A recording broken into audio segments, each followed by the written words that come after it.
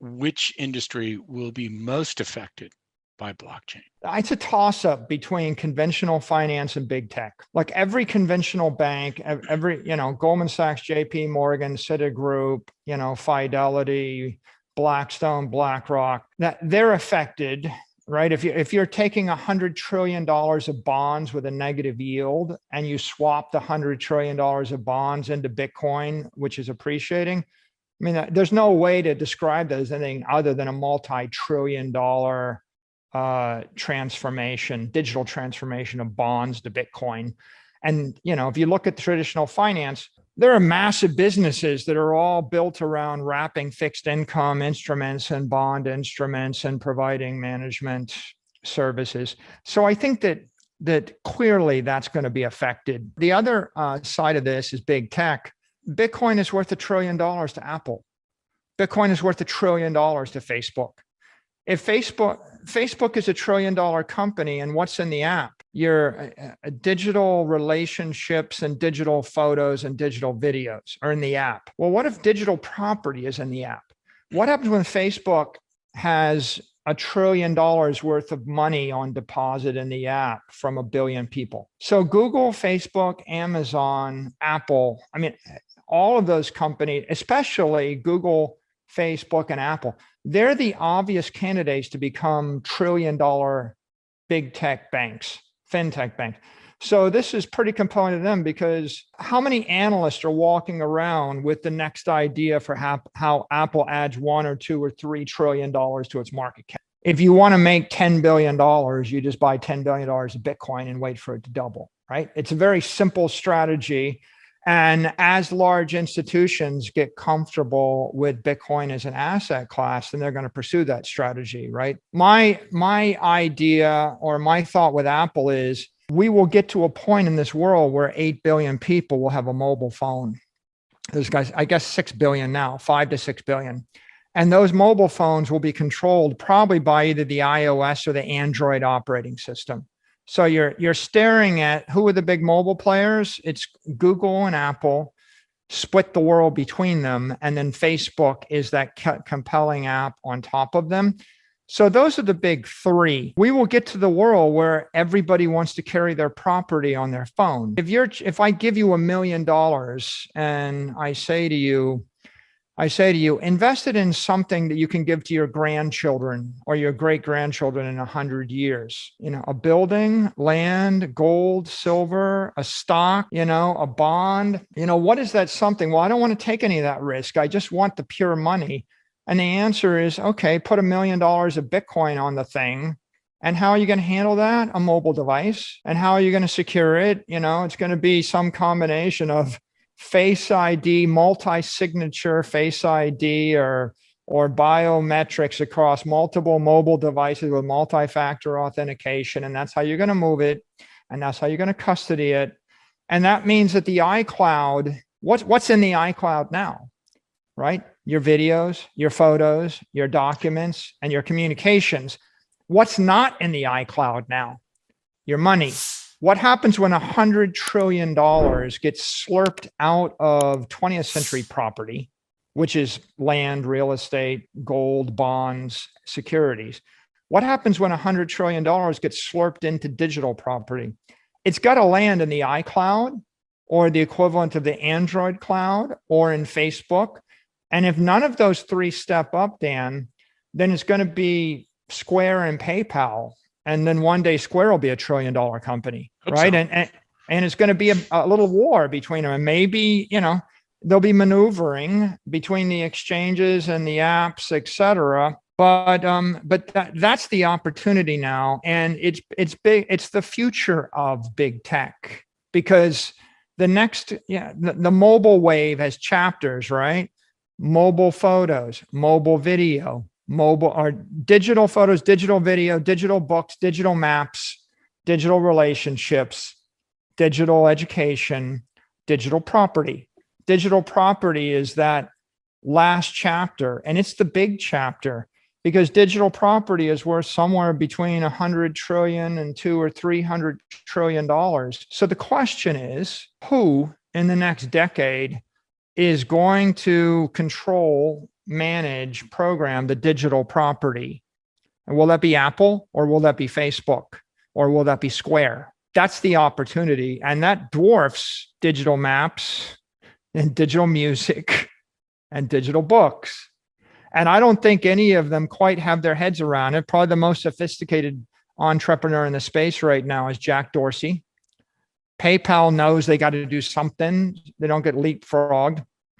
A lot of the guys in the crypto space, they're still busy trading cryptos.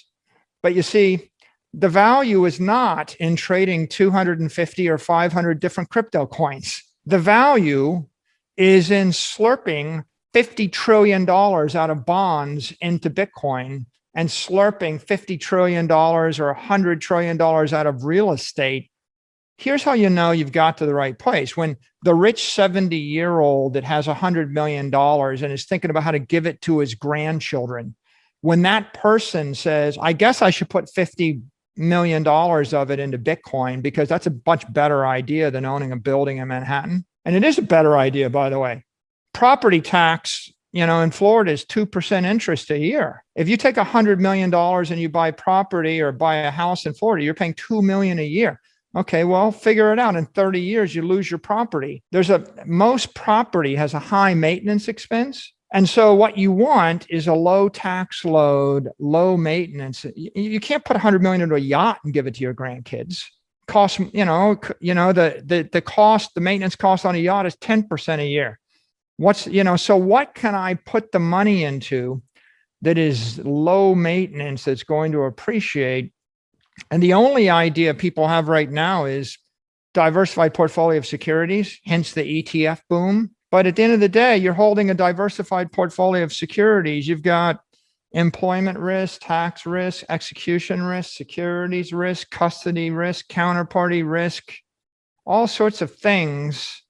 And so I'm not suggesting that Bitcoin or digital property replaces ETFs and securities, because you're always going to want to own a basket of companies if you are an investor. But if you are a saver and you were thinking about buying land or gold or some other very scarce asset for 100 years, digital property in the form of Bitcoin is by far the best idea we've come up with in the century. And so the real opportunity here is not keep reinventing Bitcoin. The real opportunity is for Apple Computer simply to sell at $10,000 of Bitcoin to 100 million people. And that's a big idea. And if 100 million people have $10,000 sitting in the iCloud, then you just became the world's biggest, most profitable bank in the history of mankind, right? That's just sitting and waiting out there for someone to grab. There are no informed critiques.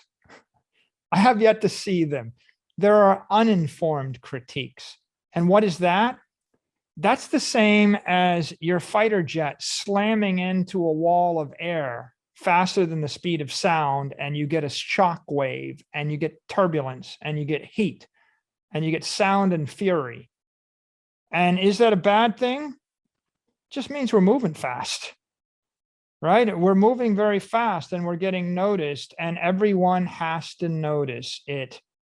Right? And when you're asking the spokesperson for the Kremlin, for Putin, whether or not Russia is going to adopt Bitcoin as the national currency, that's not, when they say not yet or no, that's not a negative signal. That's a positive signal. Nobody asked Putin whether they're going to adopt Apple stock or gold or silver or the giant stone coin of the Yap people as currency in Russia, right? There's only one question they're asking them. And they're asking them the question because it's on the table, and that's indicative of the success of Bitcoin.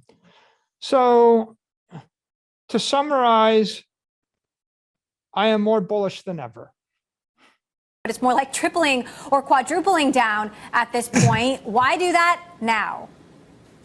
A year ago, we had a $500 million software business and $500 million in cash that was generating 0% yield. Today, we have a $500 million software business growing 10% a year and a $5 billion Bitcoin business that's been growing north of 100% a year.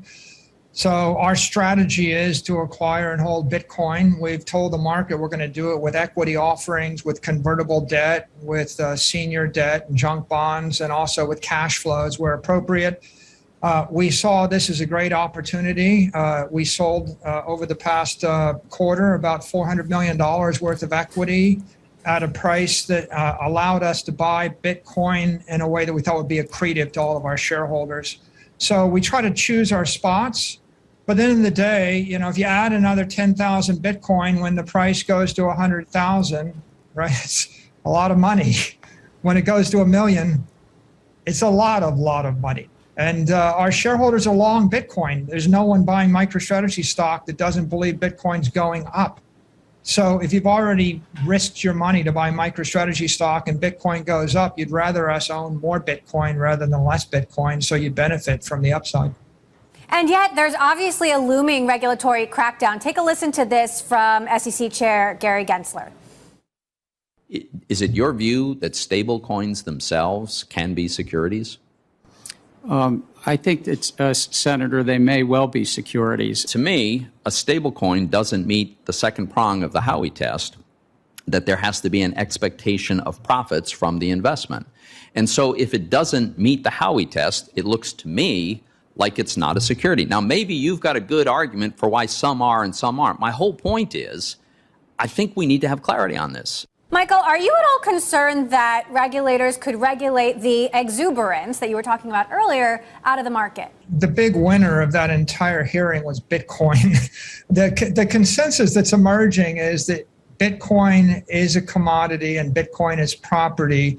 And if your use case is to buy Bitcoin as a long-term store of value, then there's broad-based consensus and support for that across Congress, the Senate, the regulators, the administration, and industry here and abroad. I think that there's a need for clarity. I mean, there's consensus that people think the innovations of cryptocurrency could be beneficial for the next 100 years. They're good for the industry. They're good for the Western world. There's also consensus that we would benefit from clarity. And I think Senator Toomey was pointing out that we would all benefit from clarity, but I think that the SECs would probably agree with them. And I think that over time we can expect that we'll see more clarity with regard to all digital assets. And I expect that will reduce the volatility in the Bitcoin space. It'll increase public confidence in Bitcoin. And it's also going to accelerate institutional adoption and retail adoption of Bitcoin, because these are all good things for the industry. What about Coinbase versus the SEC? When you see, you know, the biggest crypto platform out there taking on the SEC, you know, does that raise concern if you're just considering getting into this market right now? Well, I mean, Coinbase is the largest publicly listed crypto exchange in the United States, and the other crypto exchanges are offshore. So I would say Coinbase is probably frustrated. They'd like to see more clarity coming out of government and regulators so they can figure out what they can do and they can't do, and they like to see it faster. And I think that's really consistent with the entire industry view, which is the industry will benefit from more clarity. I think the fact that Coinbase came public this year in the United States was a good thing. Coinbase doesn't offer the same range of products and services that you can get from offshore crypto exchanges, and I think that they would like to compete in a crypto industry, but there are still murky regulations as to what's allowable, what's not allowable. And if all the rules are clarified for everyone and everybody competes by the same rules, I think that'll alleviate some of that frustration. Meantime, Solana, a 17-hour outage this week after having been on a tear. You've got OpenSeas acknowledging that an employee was trading NFTs on inside information. Do these events suggest that this market, that this technology isn't ready for prime time yet? Well, in the market, there are three things. There's the blue chip asset, the institutional grade asset, which is Bitcoin. And if you want to buy something and hold it for 30 years in lieu of a bond or in lieu of cash or other forms of credit, then Bitcoin is that commodity store of value. It's in a class all by itself. Then you have unicorns. You have the Solanas and the Binance Smart Chains and the Ethereums, and they're like the Airbnbs and the Ubers of this space, and there are sparks, and there's a lot of money and there's a lot of risk. And if you're SoftBank, maybe you would get into those kind of businesses, and we don't know how those stories end. And then you've got the smaller crypto ventures, right? Or the 6,000 projects out there that are looking for some future. And I think they're all competing in a world where there's some murkiness about what's appropriate, what's not. MicroStrategy obviously only invests in Bitcoin. I think if you're an institutional investor, the only institutional grade asset, the only investable asset you can invest in is Bitcoin, just for the reasons you pointed out. And I think that the SEC is justified in having an interest in the space for all the reasons you point out. And to the extent that they clarify the rules of the road, I think it's going to make it a safer, more welcoming environment for retail investors and also for institutional investors. And the industry will evolve and mature in that way. Meantime, you have demonstrators in El Salvador burning a Bitcoin ATM, protesting the country's adoption, the country's president pushing the adoption of Bitcoin. What's your take on what this kind of resistance means in just one country and for the rest of the world? Well, I think, first of all, the big news here is 500,000 people in El Salvador downloaded a Lightning Bitcoin wallet, and they received $30 worth of Bitcoin. And that's an extraordinary world-shaking event, never happened in the history of the world. And it indicates just how rapidly Bitcoin and Lightning can spread. I think that there are sparks in El Salvador, and there's politics, right? There's an opposition party in the country. There's opposition parties in every single state of the union and every country in the world. And so if the government takes one position, there's going to be an opposition to that position, and it's natural to see that. But I think that the way to think about Bitcoin is the most disruptive technology of the decade. It's making people's lives better, but it's something you can't avoid, which means that everyone's being forced to have an opinion. And so you see some sparks because it's moving so quickly, like a airfoil moving faster than the speed of sound. There's going to be a shock wave, but it's because it's changing the world so quickly. There's a lot of regulatory cleanup to be done, and as it happens, you're going to see a shakeout in the crypto industry. Because, Raul, a year ago, I told you sell your gold, buy Bitcoin. I don't think I was wrong.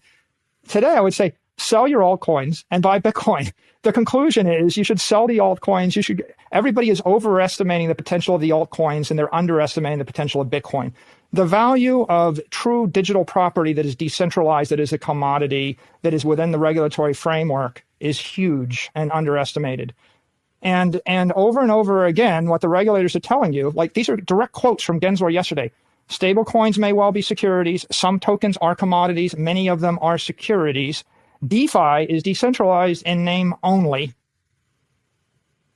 There are 6,000 projects. While some of these are commodities, many of them are securities under the law, and many of the platforms are. That's what he's saying. He said it 4 times. And he's not wrong, by the way. He's not wrong. But Michael, making it security doesn't make it illegal. You just need to register. And if you register, you can do as you wish within the securities laws. So it doesn't actually make a difference. It's not like, oh, everything's illegal. It's like, no, you need to register it as a security and operate within guidelines of the administration that you're in. Yeah, the point is all the exchanges where these things are trading are not registered with the SEC, and the DeFi exchanges are not registered with the SEC. So the only way they avoid complying with SEC laws is by maintaining that they're commodities as opposed to securities. And as soon as they're deemed as securities, that means that the DeFi exchanges have to shut down, right? And the tokens have to stop trading because they can't meet the requirements of AML, KYC, or they're trading with excessive leverage, or they're trading without the registration statement. So if you think it's not going to zero, then rational thinking is the competition in the market is making my Bitcoin more valuable. That's good. But the competition is making my existing business less profitable. that's bad. And if I'm a genius and I execute well, maybe I can stay ahead of everybody else. Maybe. But while I'm doing that, every single free dollar I can raise, I should convert to Bitcoin, because there's out of 100 possibilities, there's 99 paths where you fail and Bitcoin succeeds. And there's one path where you fail, where you succeed and Bitcoin succeeds. And, you know, some people don't think Bitcoin is going to succeed, but they're not with us, right? You don't think Bitcoin is going to succeed, go do something else, you know, whatever with your life, but don't try to create a Bitcoin business.